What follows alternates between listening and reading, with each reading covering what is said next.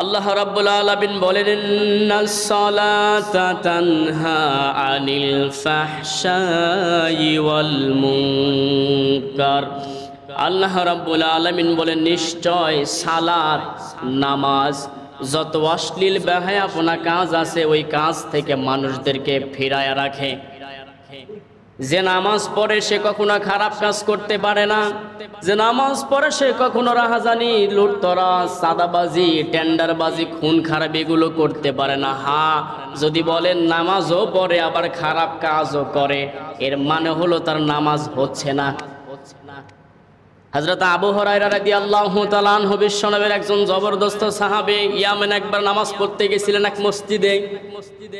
এক ব্যক্তিকে নামাজ পড়া দেখলেন, দেখার পরে ডাক দিয়ে বললেন, আল্লাহর বান্দা এই যে নামাজ তুমি পড়লে কত বছর হলো এরকম নামাজ পড়ো? বলছে 40 বছর। কয় বছর? ডাক দিয়ে বলেন আমারে কি চেনো? বলে না। দেখেছো কোনোদিন? বলে না। ও আল্লাহর বান্দা শোনো, আমি বিশ্ব নবী মুহাম্মদ রাসূলুল্লাহর সাহাবী, আমার নাম আবু হুরায়রা। তুমি যে নামাজ পড়লে 40 বছর কেন, কিয়ামত পর্যন্ত হায়াত যদি পাও আর এরকম নামাজ যদি তুমি পড়ো, আল্লাহর কসম রাসূল যে নামাজ শিখাইছেন এই নামাজ সে নামাজ না, এর মানে তোমার নামাজ হচ্ছে না। মুরগির ঠোকরের মতো ঠুকঠাক দুইটা সেজদা দেওয়ার নাম কি নামাজ? আমাদের অনেক মানুষ আছে নামাজে দাঁড়ানোর পরে কোনে কয়টা ফ্যান চলে, লাইট চলে, ওর দেখা শেষ। কে আগে আসে কে পিছিয়ে আসে ওর দেখা শেষ। ডান দিকে সালাম ফিরানোর পরে দেখে কে কি করতেছে, আবার বাম দিকে সালাম ফিরিয়ে দেখে বামে কি হচ্ছে। নামাজে মনোযোগ আছে? এই জন্য নামাজ যদি আমাদের হয় তাহলে এই সমস্ত খারাপ কাজ থেকে আমরা ফিরতে পারবো। এটা আল্লাহর অদাকার। এই জন্য নামাজের মতো নামাজ হতে হবে। সাইয়েদনা আলী রাদিয়াল্লাহু তাআলা আনহুর পায়ের গিরার ভেতর একবার তীর ঢুকেছিল, কোনোভাবেই ছাড়ানো যাচ্ছিল না, ধরলেই ব্যথায় চিৎকার করে ওঠে। একজন বুদ্ধি দিল, হযরত আলীকে নামাজে দাঁড়াতে বলো, ও নামাজে দাঁড়াবে, তীর বের করবে, ও কিচ্ছু টের পাবে না। সুবহানাল্লাহ কইতে মন চায় না? তিনি নামাজে দাঁড়িয়ে গেলেন, আল্লাহর সাথে তার কথোপকথন হচ্ছে, কথা হচ্ছে। কোন সময় তীর বের করছে সে নিজেও জানেন। আল্লাহর এক বুজুর্গ নামাজ পড়ছিলেন, পাশে একটা অজগর সাপ এসে তার বাচ্চাটারে পেছায়া ধরেছে। সব লোকেরা এটা দেখে চিৎকার করে আসছে। আসার পরে সেখানে আসার পরে বাচ্চাটারে সাপের হাত থেকে বাঁচাইছে। এখন নামাজ শেষ করার পর ডাক দিয়ে বলতেছেন, এত লোকজন তোমরা এখানে কেন? বলে এই বাচ্চাকে তো অজগর সাপ ধরছিল, আপনি জানেন না? বলে আমি জানবো কি করে, আমি তো আমার মাবুদের সাথে কথা বলছিলাম। আমাদের নামাজ আর তাদের নামাজের মধ্যে অনেক তফাৎ। এই জন্য আমরা নামাজ পড়ার পরও খারাপ কাজ ছাড়তে পারি না, এর মানে কি আমাদের নামাজ হচ্ছে না। সম্মানিত হাজিরিন, আল্লাহর নবী বলেন, আউয়ালু মা ইউহাসাবু বিহিল আবদু ইয়াউমাল কিয়ামাতিস সালাত। প্রত্যেকটা মানুষ যখন কিয়ামতের ময়দানে উলঙ্গ অবস্থায় দাঁড়িয়ে যাবে, আল্লাহ রাব্বুল আলামিনের হাবিব বলছেন সর্বপ্রথম জিজ্ঞাসা করা হবে, বান্দা নামাজ পড়েছিলি কিনা বল।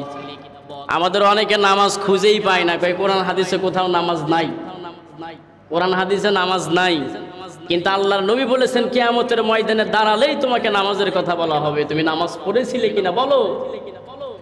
আবার বন্ধুগণ, আল্লাহ রাব্বুল আলামিন পবিত্র কোরআনুল কারীমের মধ্যে জানিয়েছেন একদল লোকেরা জাহান্নামে যাবে। আল্লাহ রাব্বুল আলামিন জিজ্ঞাসা করবেন, অথবা যারা জান্নাতে যাবে তারা জিজ্ঞাসা করবে, এই জাহান্নামের ভেতরে তোমরা কেন এসেছো? ওই লোকেরা কি জবাব দিবে? আল্লাহ রাব্বুল আলামিন পবিত্র কোরআনুল কারীমে রেকর্ড করে রেখে দিয়েছেন। আল্লাহ তাআলা বলেন, মা সালাকাকুম ফি সাকার ক্বালু লাম নাকু মিনাল মুসাল্লিন। আল্লাহ রাব্বুল আলামিন বলেন জাহান্নামীদের জিজ্ঞাসা করা হবে, এই যে সাকার নামক জাহান্নামে তোমরা এসেছো কেন? জিজ্ঞাসা করবে যে এই জাহান্নামে তোমরা আসছো কেন? ওই জাহান্নামীরা আবার উত্তর দেবে, দুনিয়াতে আমরা মুসল্লি ছিলাম না, নামাজ পড়তাম না। অনেকেই বলে নামাজ পড়ে জান্নাতে যাওয়া যাবে না, এটা একটা ভুল কথা। কারণ যেই ব্যক্তি নামাজ পড়বে এটা একটা ভালো কাজ, এর ব্যাপারে দলিল আছে, ওই দিকে যাব না। শুধু এতটুকু বলছি শোনেন, নামাজ পড়ে জান্নাত পাওয়া যায় না এরকম কথা যারা বলে তাদেরকে বলতে চাই, নামাজ না পড়লে জাহান্নাম কিন্তু ঠিকই পাবে। কথা বোঝেন নাই? জাহান্নামীদের জিজ্ঞাসা করা হবে, সাকার নামক জাহান্নামে তোমরা কেন এসেছো? ওরা কি বলবে? দুনিয়াতে আমরা মুসল্লি ছিলাম না। এই জন্য যারা দায়িত্ব যারা পাবে, নেতৃত্বাধীন লোকদের উপর প্রথম দায়িত্ব হলো ওরা নামাজের কথা বলবে, নিজে নামাজ পড়বে, অপরকে নামাজের দাওয়াত দেবে। এটা গেল 1 নাম্বার। কয় নাম্বার? না কথা না বলে বুঝি কি কয় নাম্বার গেল? 1 নাম্বার। এবার 2 নাম্বার হলো কি? যাকাত ভিত্তিক ব্যবস্থা। আজকের অর্থ ব্যবস্থা যদি যাকাত ভিত্তিক হতো, সুদি কারবার কেউ চালাতে পারতো না। আশা, এসকেএস, এই যে এনজিও গুলা যা আছে গ্রামে গঞ্জে প্রত্যন্ত অঞ্চল পর্যন্ত এরা ঢুকে গেছে। আমরা মনে করি এটা একটা সুবিধা, এতগুলো টাকা দিয়ে রাখছে, ব্যবসা বাণিজ্য করবো, মাসে মাসে দেবো, কিন্তু ওইটা যে সুদ, এই চিন্তা আমাদের নাই। সুদের সর্বনিম্ন গুনাহ কি জানেন? নিজের মায়ের সাথে জিনা করা, বলেন নাউজুবিল্লাহ। নেতৃত্বাধীন ব্যক্তিরা 2 নম্বরে কাজ করবে। যাকাত ভিত্তিক অর্থ ব্যবস্থা যদি চালু করে, তাহলে এমন অবস্থা তৈরি হবে, এত মানুষের যাকাত ফরজ হয়ে গেছে, আদায় করে না। যদি সরকার এটা আদায় করতে বাধ্য করে, তাহলে দেখা যাবে 2 বছর পর যাকাত দেবে কাকে, এই লোকটাই পাওয়া যাবে। এবার 3 নম্বর কাজ, ওয়া আমরু বিল মারুফ, সৎ কাজের আদেশ দেওয়া। আমি ব্যাখ্যা করছি না, যেহেতু গত সপ্তাহে এই ব্যাপারে আমরা আলোচনা করেছিলাম। 4 নম্বর হলো অনাহাউ আনিল মুনকার, অসৎ কাজ থেকে মানুষদেরকে বিরত রাখা। এই 4টা কাজ নেতৃত্বধান ব্যক্তি, সরকার, রাষ্ট্রপ্রধান, মাতব্বর, পরিবারের কর্তা, এদের মধ্যে এই 4টা গুণ থাকা লাগবে। তাহলে ওই সমাজটা, পরিবারটা, রাষ্ট্রটা জান্নাতের টুকরা হয়ে যাবে। সুবহানাল্লাহ। এখন এই যে আয়াতটা, আসলে কি কোনো সময় এই আয়াতের প্রতিফলন হয়েছিল? নবী করিম সাল্লাল্লাহু আলাইহি ওয়াসাল্লাম বলেছেন, সুম্মাল্লাযিনা করনি ইয়ালুনাহুম, যে আমার যুগ স্মরণের যুগ, তারপর আমার সাহাবীদের যুগ স্মরণের যুগ। আসুন আমরা ফিরে যাই এই আয়াত সম্পর্কে। ইমাম কুরতুবী রাহমাতুল্লাহি আলাইহি তিনি বলেছেন, সূরা হজের 41 নম্বর আয়াতের যদি কেউ প্রতিফলন দেখতে চায়, আসলে এই 4টা গুণ সম্পন্ন সমাজ, রাষ্ট্র কেমন হয়, তারা যেন খোলাফায়ে রাশিদিনের সমাজকে দেখে। বলে সুবহানাল্লাহ। আর একটু জোরে বলেন সুবহানাল্লাহ। হযরত আবু বকর, হযরত ওমর, হযরত আলী, হযরত ওসমান রাদিয়াল্লাহু তাআলা আনহুমা যেই সমাজ তারা কায়েম করেছিলেন, যেই রাষ্ট্র তারা কায়েম করেছিলেন, এই 4টা গুণের ভিত্তিতে ওই সমাজটা ওই সময় জান্নাতের টুকরা হয়ে গিয়েছে। আজকে আমাদের সামান্য একটু ব্যস্ততা হলে, সামান্য কোনো কিছুর দায়িত্ব পেলে আমরা ইবাদত ছেড়ে দেই, আমল ছেড়ে দেই, ছেড়ে দেই না? এত দায়িত্বের ভিড়ে কিভাবে আমরা নামাজ আদায় করব? আসুন, এই আয়াতের প্রতিফলন যেই সমাজে, যেই রাষ্ট্র হয়েছিল, সেই রাষ্ট্রের একজন সুনামধন্য ইসলামের বীর খলিফাতুল মুসলিমিন ওমর রাদিয়াল্লাহু তাআলা আনহুর জীবনে এই আয়াতটার প্রতিফলন একটু দেখি। খলিফাতুল মুসলিমিন হযরত ওমর রাদিয়াল্লাহু তাআলা আনহু একদিকে ইসলামের বীর সেনানী ছিলেন, অন্যদিকে আমলের দিক থেকে এতটাই আমলদার ছিলেন, পরহেজগার ছিলেন। ওই জামানায় খলিফার চাইতে ভালো পরহেজগার তাকওয়া লোক আর একটাও ছিল না। সারাটা দিন তিনি রাষ্ট্রের জন্য কাজ করতেন, মানুষের জন্য কাজ করতেন, দেশের কল্যাণের জন্য কাজ করতেন। রাত্রিবেলায় মহান রব্বুল আলামিন ইজ্জাতের দরবারে সেজদায় পড়ে পড়ে আল্লাহ রব্বুল আলামিনের কাছে কান্না করতে। আমরা সামান্য দায়িত্বে পেলে নামাজ ছেড়ে দিই, কখন করব, সময় নাই। আর সারা দিন রাষ্ট্রের কাজ করতেন, রাতের বেলায় সময়টা আল্লাহরে দিতেন।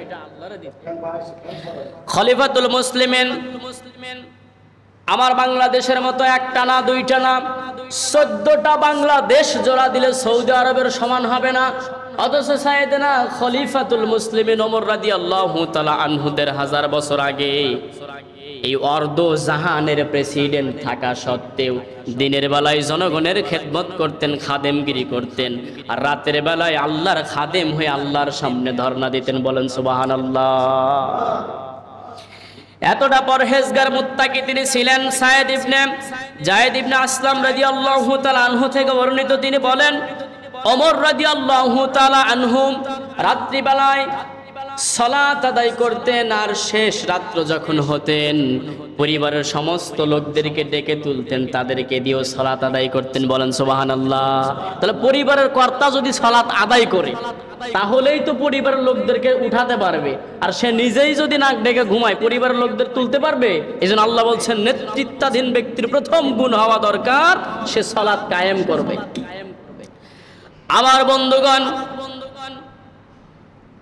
একবার চাঁদনি রাতে আকাশের তারকা ঝলমল করেছিল, আকাশের চাঁদটা আলো বিকিরণ করেছিল।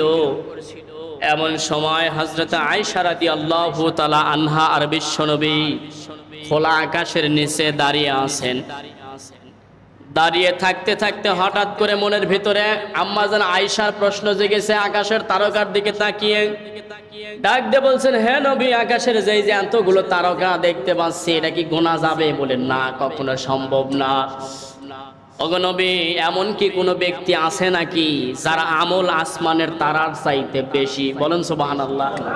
যে আসমানের তারা গোনা যায় না। আর উনি প্রশ্ন করছেন, নবী আপনি বলেন যে এই আসমানের তারার চাইতে কারো আমল কি বেশি আছে নাকি?